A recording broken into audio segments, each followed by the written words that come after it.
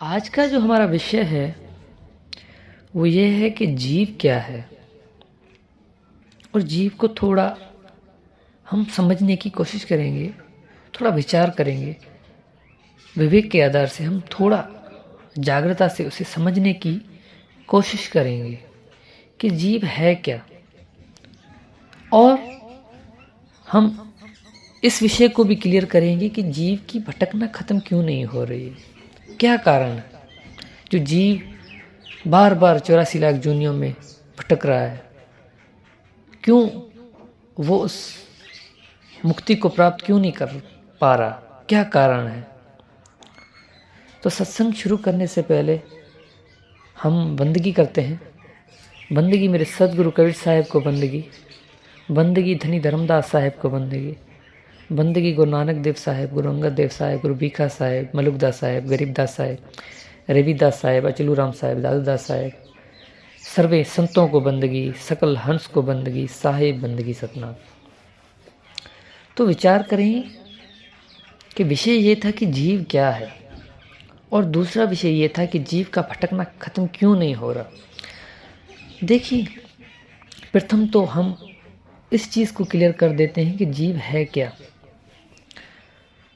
तो जीव को आज तक किसी ने भी एक्सप्लेन नहीं किया, किसी ने भी हमें नहीं बताया, कोई भी गुरु आज तक हमें ये नहीं बता पाया कि जीव है क्या, और ना ही कोई बता पाएगा।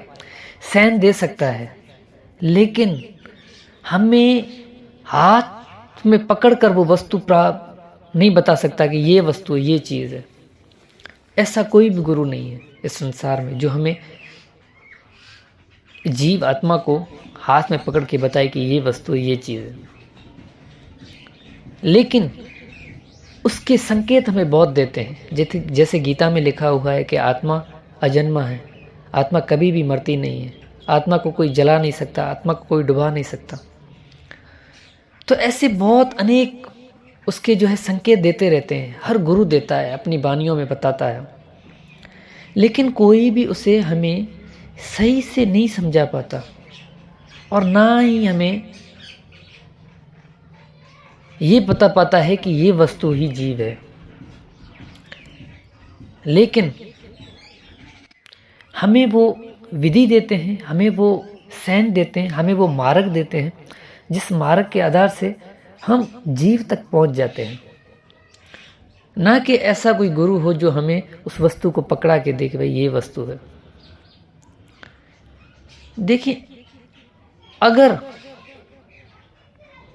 हम विचार करेंगे तो हमें थोड़ा थोड़ा ये फील होगा, थोड़ा थोड़ा अगर हम जागृता से, विवेकता से हम ये विचार करेंगे कि जो जो उनके संकेत दिए जाते हैं वो सारे के सारे परमात्मा से रिले मिले हुए लगते हैं। यानी कि जीव आत्मा और परमात्मा में इतना अंतर नहीं है, अंतर है लेकिन थोड़ा सा अंतर है। जैसे कि जीव आत्मा का जन्म नहीं होता, अजन्मा है, ऐसे ही परमात्मा भी अजन्मा है। जैसे जीव आत्मा कभी मरती नहीं है, ऐसे परमात्मा भी कभी मरता नहीं है। जैसे जीव आत्मा को कोई आग में जला नहीं सकता, ऐसे परमात्मा को कोई नहीं जला सकता। पानी में डुबो सकता जीव आत्मा को, ऐसे परमात्मा को कोई नहीं डुबो सकता। तो ऐसे बहुत सी चीज़ें जो है परमात्मा और जीव आत्मा की एक दूसरे से रिलती मिलती जुलती हैं, लेकिन एक दूसरे से ये अलग क्यों है, उसका क्या कारण है, तो इसको हमें जानना है। तो मैंने प्रथम ही बोल दिया कि जीव आत्मा को बता नहीं पाएंगे, लेकिन हम उसकी सैन तो दे सकते हैं ना। जैसे साहब कहते हैं, जीव सोई जो जुग जुग जीवे, उत्पत्ति परलय माई, देह धरे भर में 84 निर्भय कबो नाई। अब ये और बस यही फर्क है जीव आत्मा और परमात्मा में, कि जीव आत्मा कभी भी निर्भय नहीं होती, उसकी भटकना कभी भी खत्म नहीं होती, वो कभी भी स्थिर नहीं होती। अगर जीवात्मा स्थिर हो जाए तो वही जीवात्मा परमात्मा हो जाएगी। ये भटकना खत्म क्यों नहीं हो रही है, अब सवाल ये पैदा होता है। अब विचार करें, देखिए मेरा कर्तव्य है सिर्फ आपके हृदय में सवाल पैदा करना, जागृता से, आपको विवेकता से विचार भी करना है कि जो मैं बातें बता रहा हूँ ये सत्य है या असत्य है। तो अब थोड़ा विचार करें कि जीव तो भटक रहा है 84 लाख जूनियों में, उसकी उत्पत्ति हो रही है, वो देह धारण कर रहा है, तो उसकी भटकना कैसे खत्म होगी?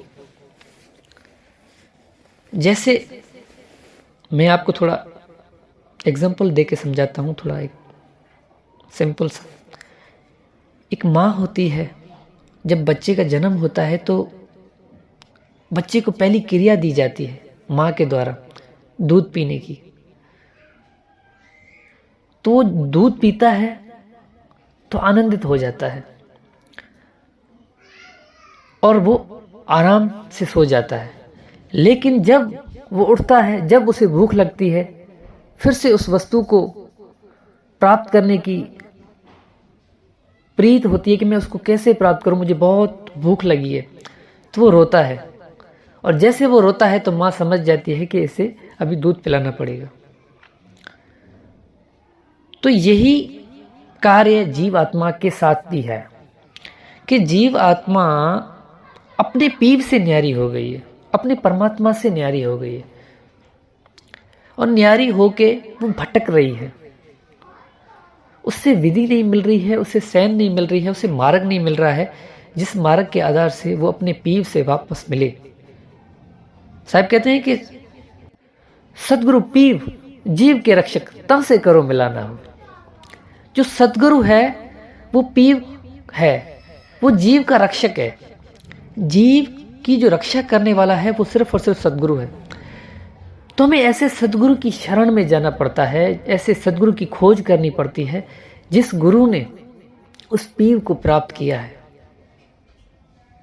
उस पीव को जाना है, उस परमात्मा को अनुभव किया है, उस वस्तु को जाना है जिस वस्तु की के कारण जीव आत्मा 84 लाख जूनियों में भटक रही है। और जब उस वस्तु को प्राप्त कर लेगी तब उसकी भटकना खत्म होगी। तो जीव की भटकना कब खत्म होगी? जब ऐसा सदगुरु मिलेगा जिसके पास वो वस्तु होगी। लेकिन बात यहीं पे खत्म नहीं होती। गुरु तो मिल जाता है, मे भी आपको सदगुरु मिल गया, आपको सच्चा सदगुरु मिल गया, लेकिन आपकी लगन और प्रीति ऐसी नहीं है उसको प्राप्त करने की, उस परमात्मा को, उस वस्तु को प्राप्त करने की प्रीति नहीं है, तो आप भी उस वस्तु को कभी भी प्राप्त नहीं कर सकते।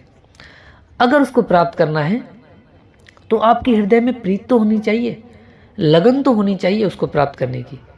साहब कहते हैं लगन लगे बिना काज न सरह, जीव प्रलय हो जाए। जीव ऐसे ही प्रलय में आता जाता रहेगा।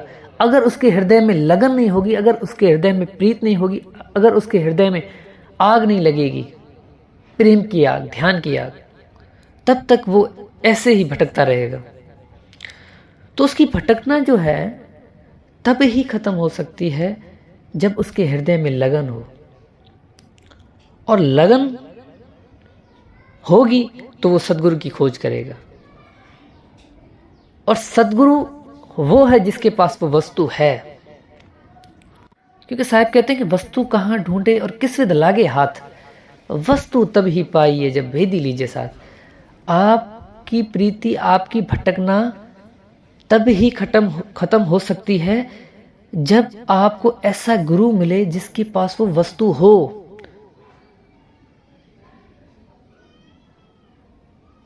तो साहब कहते हैं कि भेदी लीना साथ में, दीनी वस्तु लखाए, कोटि जन्म का फन था, पल में दिया पहुंचाए। कि मैंने जब भेदी, यानी मैंने ऐसा सदगुरु मुझे मिल गया, एक तो मेरे हृदय में लगन थी, इसी कारण से मुझे ऐसा सदगुरु मिल गया कि जिस सदगुरु के पास वो वस्तु हो, जिस वस्तु के लिए मैं यहाँ पे भटक रहा हूँ 84 लाख जूनियों में, और उस वस्तु को प्राप्त करने के बाद मेरी भटकना हमेशा के लिए खत्म हो जाती है और खत्म हो जाएगी। और उसके साथ साथ जो सदगुरु आपको विधि देता है, जो सैन देता है, जो मार्ग देता है, उसको देखना है, पहले उसको जानना है। जो मुझे ज्ञान मिल रहा है ये सत्य है या असत्य है। आपका हृदय खुद कहेगा कि हाँ ये सत्य है या असत्य है। क्योंकि साहब कहते हैं सत्य गहे सतगुरु को चीने, सत्य नाम विश्वासी। सत्य नाम पे तब विश्वास करना, सत्य को तब ग्रहण करना, सतगुरु को चीनना। लेकिन पहले जानो तो सही कि इसके पास वो सत्य है भी कि नहीं। मैं ऐसे इसके पीछे चल रहा हूं। कह कबीर साधन हितकारी, हम साधन के दास। जो साधु, जो दास उस मार्ग पे चल रहा है, जिसके हृदय में उसको प्राप्त करने की प्रीति है, लगन है, वो ही मुझे प्राप्त कर सकता है। लेकिन प्रथम तो ये विचार करना है कि क्या उसके पास है कि नहीं।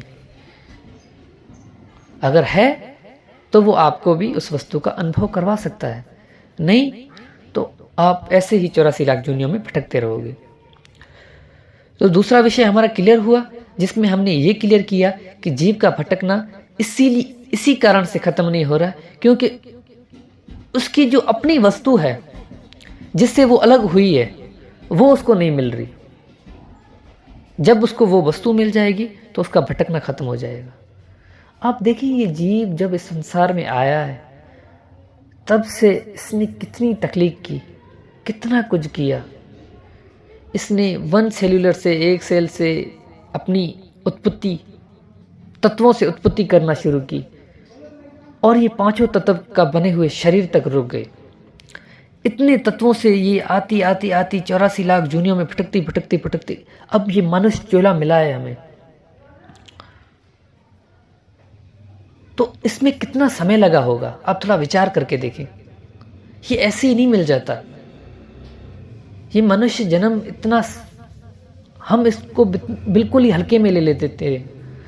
हम ये नहीं समझते कि ये इतना, कितने समय, कितने वक्त के बाद हमें ये चोला मिला है, हम ये नहीं समझते। और हम ऐसे ही भटकते रहते हैं। तो ऐसा नहीं करना चाहिए। हमें अपने जीव से प्रेम करना चाहिए, हमें उस परमात्मा से प्रीत करनी चाहिए। अगर हम अपने जीव से प्रेम नहीं करेंगे, अपने आप से प्रेम नहीं करेंगे, तो हम ऐसे ही 84 लाख जूनियों में भटकते रहेंगे और ये प्रोसेस ऐसे ही चलता रहेगा। तो आज के लिए बस इतना ही। अगली सत्संग भी हम बहुत जल्द करेंगे। साहिब बंदगी सतनाम।